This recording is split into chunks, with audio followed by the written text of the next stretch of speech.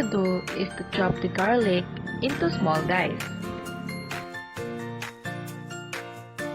Or you can just use a food processor to make life easy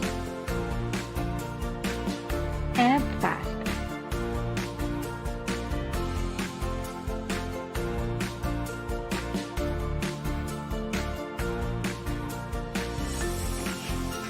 In a small pan, saute garlic until golden brown. In another pan, simmer pork until it is tender. Saute garlic with oil or butter.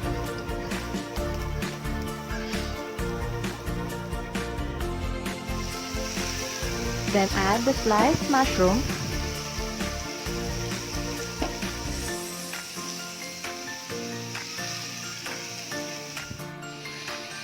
add the tenderized pork and simmer it for a couple of minutes.